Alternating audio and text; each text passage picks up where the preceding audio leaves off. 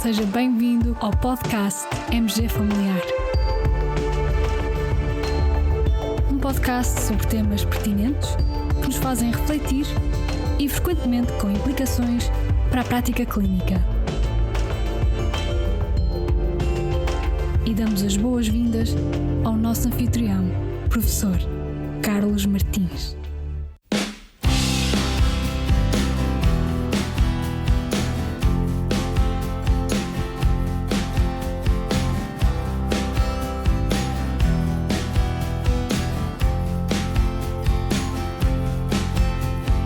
Olá professor e a toda a equipa, o meu nome é Mariana Alves, sou médica internista com competência em geriatria, a trabalhar na unidade de ortogeriatria do Hospital Santa Maria. Gostei muito de ouvir a última sessão sobre o ibandronato e o tratamento da osteoporose. Fiquei com algumas dúvidas nessa sequência. A primeira é se há lugar para o ibandronato quando temos outros fármacos com mais evidência robusta em todos os tipos de fraturas e que também podem ter a comodidade de injeções anuais ou subcutâneas semestrais, e se não é mais correto administrar fármacos com mais evidência. E a segunda é sobre as fraturas atípicas. Não foi mencionado como um efeito adverso. Eu diria que é tão raro como a osteonecrose da mandíbula, mas que é muito mais falado. Qual é a vossa opinião? Obrigada. Cara colega Mariana Alves, muito obrigado por estas perguntas tão interessantes e tão pertinentes. Caros colegas, na sequência do episódio 224 sobre o ibandronato e depois também o episódio 227 em que falamos sobre o ácido zoldrónico, recebemos algumas questões, quer desta nossa colega, da Mariana, de Medicina Interna, e também um e-mail de um colega nosso de Reumatologia, relacionadas essas questões com esta temática. Então, hoje, neste episódio, vamos tentar abordar e responder a essas questões que nos foram colocadas. Começando pela questão se não faz sentido, por comodidade dos pacientes e adesão terapêutica, preferir as alternativas de tratamento anual ou tratamento semestral. Ora bem, antes de mais, uma pequena clarificação para os colegas que não estejam tanto por dentro deste tema. Quando a Mariana nos fala de tratamento anual, eu penso que se esteja a referir ao tratamento com ácido zoldrónico. O ácido zoldrónico é administrado anualmente e deve ser administrado por perfusão endovenosa, lenta, durante um período de pelo menos 15 minutos.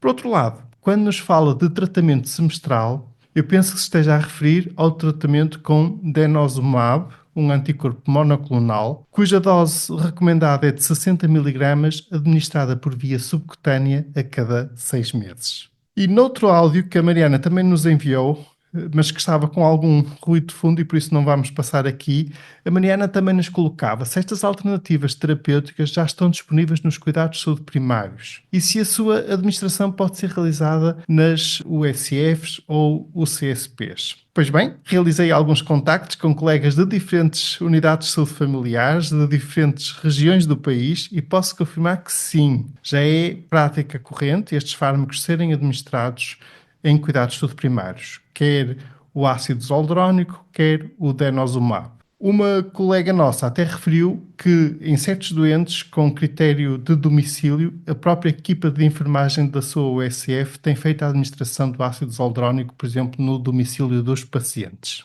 E também confirmo que quer um, quer outro fármaco estão disponíveis para prescrição em cuidados de saúde primários e disponíveis nas farmácias comunitárias. Em relação às fraturas atípicas como efeito adverso dos bifosfonatos, Mariana tem toda a razão. Lapso nosso, e sim, é também um efeito adverso preocupante e a ter em consideração, como a osteonecrose da mandíbula, e agradeço a menção a este efeito adverso. Em relação à comodidade dos pacientes e para estratégia de optimização da adesão terapêutica, se não será preferível optar por estas novas estratégias terapêuticas? Bem, aqui a resposta já é algo mais complexa. A verdade é que este é um daqueles campos em que o número de opções à disposição dos nossos pacientes está a aumentar muito e está a aumentar num curto espaço de tempo. Para alguns doentes, sim, Mariana, sem dúvida, claramente fará mais sentido essa opção. Mas provavelmente também teremos outros pacientes que podem preferir manter a terapêutica oral. No fundo, este é um bom exemplo de uma situação clínica em que o ideal será optarmos por uma decisão médica partilhada, em que explicando aos nossos pacientes os prós e os contras de cada opção, podemos ter depois em consideração as suas preferências pessoais e circunstâncias pessoais de cada paciente e então decidir em conjunto. E ainda antes de vos fazer um ponto de situação sobre as opções terapêuticas disponíveis e vos dar algumas dicas práticas, deixem-me desafiar-vos com uma questão. Perante uma situação como esta, em que dispomos de um leque grande de opções, que tipo de estudo nos dava jeito ter à mão para nos orientar no processo de decisão? Exatamente. Imagino que estareis a pensar numa revisão sistemática com uma Network Meta-Analysis. Realizamos uma pesquisa e realmente encontramos duas. Uma publicada no BMJ em 2023 e outra publicada no Annals of Internal Medicine também em 2023, mas esta com atualizações semestrais, uma vez que é uma Living Systematic Review. E o último update foi em fevereiro de 2025, portanto mesmo muito recente. Comecemos então pelas opções de tratamento de osteoporose para prevenção de fraturas e abro aqui um parênteses. É bom não esquecer que este é um tratamento preventivo e que o objetivo não é propriamente tratar a osteoporose, mas sim prevenir as fraturas. Fechar parênteses. Então, no presente, temos dois grandes grupos de fármacos disponíveis. Os chamados inibidores da reabsorção óssea e os chamados agentes anabolizantes que atuam estimulando a formação óssea. Dentro do grupo dos inibidores da reabsorção óssea, temos os bifosfonatos, os moduladores seletivos de receptor de estrogênio, como o raloxifeno, e mais recentemente o denosumab, um anticorpo monoclonal. Dentro do grupo dos agentes anabolizantes, temos os análogos da hormona paratiroide, nomeadamente já disponível em Portugal a teriparatida, e em breve, neste grupo, teremos mais uma opção, um fármaco com o nome de abaloparatida. Ainda no grupo dos agentes anabolizantes, teremos também em breve no nosso país um novo anticorpo monoclonal, o romosozumab. Reparem que, embora seja também um anticorpo monoclonal, pertence a um grupo diferente, tem um mecanismo de ação diferente de ação em relação ao primeiro que falei, que já está disponível, que é o denosumab. O denosumab é um inibidor da reabsorção óssea. Portanto, temos aqui múltiplas opções e que são as analisadas nas revisões sistemáticas que referi. Quase todas estas opções têm vantagens e desvantagens. Partilho então agora, de forma resumida, as principais conclusões das revisões sistemáticas. Para as fraturas clínicas, a síntese dos resultados mostrou um efeito protetor dos bifosfonatos, do denosumab, dos análogos da hormona da paratiroide e do romosozumab, e isto em comparação com placebo. Depois, comparando as várias estratégias entre si, em comparação com os análogos da hormona paratiroide, os bifosfonatos foram menos eficazes na redução das fraturas. Em comparação com os análogos da hormona da paratiroide e o romosozumab, o denosumab foi menos eficaz na redução das fraturas. Contudo, os análogos da hormona da paratiroide, a abaloparatida e teriparatida, associaram-se a um maior número de interrupção de tratamento por eventos adversos. Náuseas, vômitos, tonturas, cefaleias, palpitações, queimbras musculares. E chama a atenção que o risco de fraturas atípicas e de osteonecrose da mandíbula também se verifica com o denosumab e, como anticorpo monoclonal que é, também levanta preocupações com a interferência com o sistema imunitário e um maior risco de infecções. De um ponto de vista de acessibilidade e custo, as opções mais antigas, como os bifosfonatos, são claramente as opções menos dispendiosas para o SNS. Os anticorpos monoclonais e os novos análogos da paratormona são mais dispendiosos. E também é um motivo que, no fundo, faz com que, no presente, sejam soluções, em regra, recomendadas e reservadas para os pacientes de muito alto risco de fratura ou que não tenham tido uma resposta suficiente ou por intolerância às restantes alternativas. Caros colegas, deixo agora algumas dicas práticas que podem ser úteis no processo de decisão partilhada com os nossos pacientes e, sobretudo, em alguns cenários especiais. Por exemplo, num cenário de má adesão aos tratamentos orais. Então aí, e até de acordo com aquilo que dizia a Mariana, o ácido zoldrónico ganha vantagem e pode ser uma boa alternativa. Perante pacientes que tenham uma história com os bifosfonatos orais de intolerância gastrointestinal, bem, também aqui o ácido zoldrónico pode ser uma boa alternativa, o denosumab também pode ser, então, aqui uma alternativa. Pacientes com muito alto risco de fratura. Aí, se calhar, as opções poderão passar pelo denosumab ou teriparatida. E com os devidos cuidados, sobretudo por facto de ser fármacos novos, em que o perfil de reações adversas e de efeitos secundários ainda está sob monitorização intensa e, portanto, aqui com algumas cautelas. Perante pacientes em que tenhamos doença renal crónica, com uma taxa de filtração glomerular inferior a 30, o denosumab, com a devida monitoração, pode ser aqui a opção preferível. Perante pacientes em que se preveja que pode vir a ser necessário, a dado momento, interromper o tratamento. Também aqui os bifosfonatos são uma solução preferível, pois não apresentam um efeito rebound. O denosumab tem um problema, que é o facto de quando se interrompe, há uma perda de massa óssea rápida nos meses que se seguem, de tal forma que por vezes até se recomenda um bifosfonato sequencial ao tratamento com denosumab, nomeadamente, por exemplo, o zoldrónico tem sido testado neste sentido. E, finalmente, quero partilhar convosco parte de uma mensagem muito gentil que recebi, então, de um colega nosso de reumatologia e que nos dizia o seguinte: ouvi recentemente o episódio acerca do ibandronato, 150 mg, em resposta a uma dúvida de uma colega.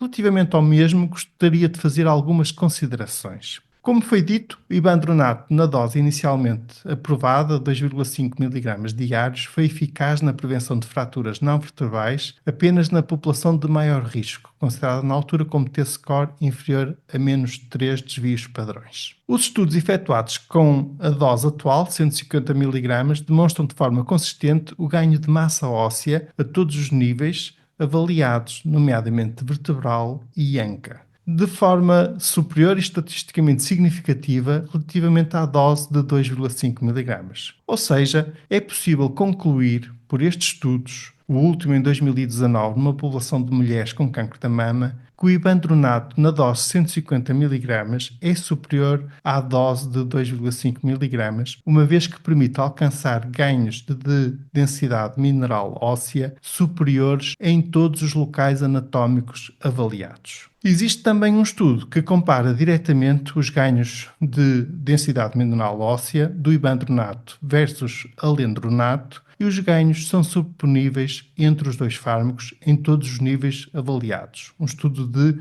12 meses. Assim, sabendo que a osteoporose é uma doença muito prevalente, mas também claramente subdiagnosticada e subtratada, e por isso com grande impacto e morbimortalidade, gostaria de apresentar aqui a defesa do ibandronato 150 mg mensal. Do meu ponto de vista, os estudos de ganho de massa óssea em todos os níveis são evidência suficiente para concluir a sua eficácia, subponíveis às restantes opções de bifosfonatos orais, que aliada à comodidade posilógica mensal, o tornam uma excelente opção para a primeira linha de tratamento de osteoporose, prevenindo desta forma fraturas vertebrais, não vertebrais e da anca.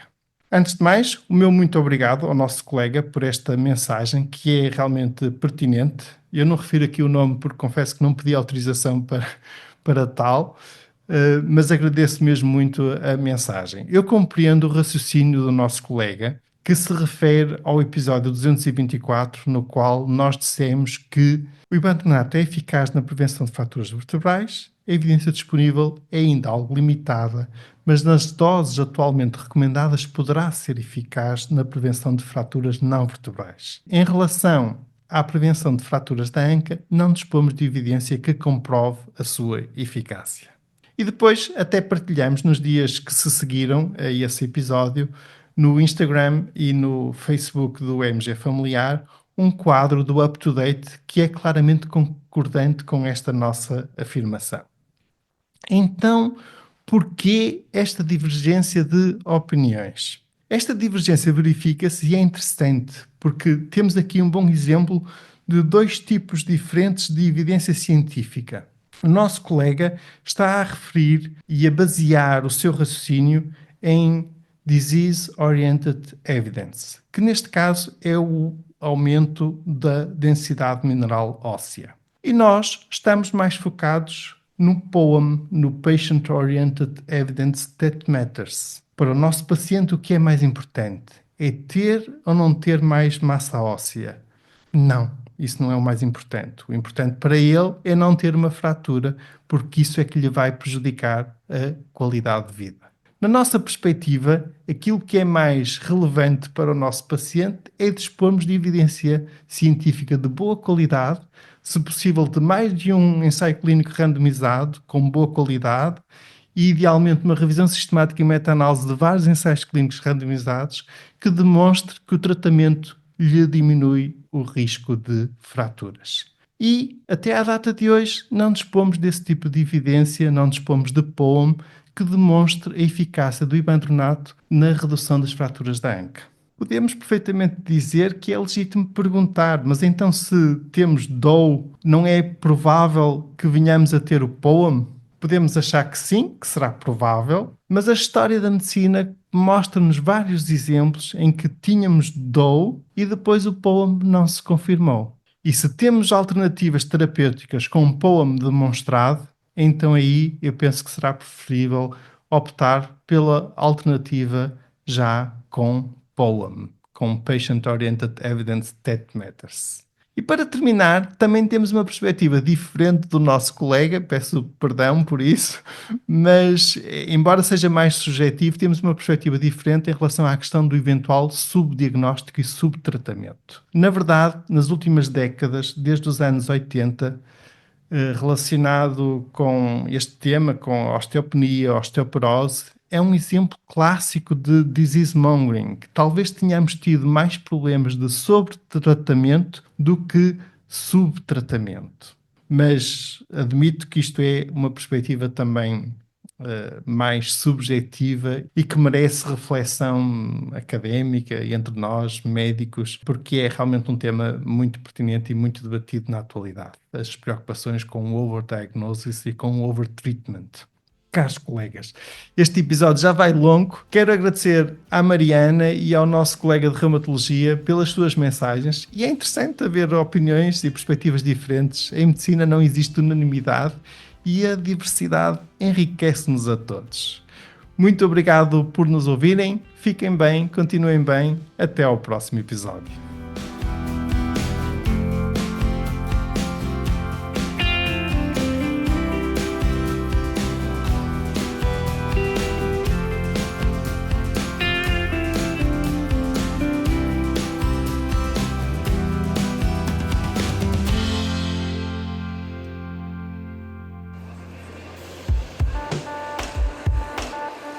E terminamos assim esta edição do podcast MG Familiar. Muito obrigada por nos ouvir. Se desejar completar a sua leitura, muitos dos conteúdos abordados neste podcast estão disponíveis em www.mgfamiliar.net. Até ao próximo episódio.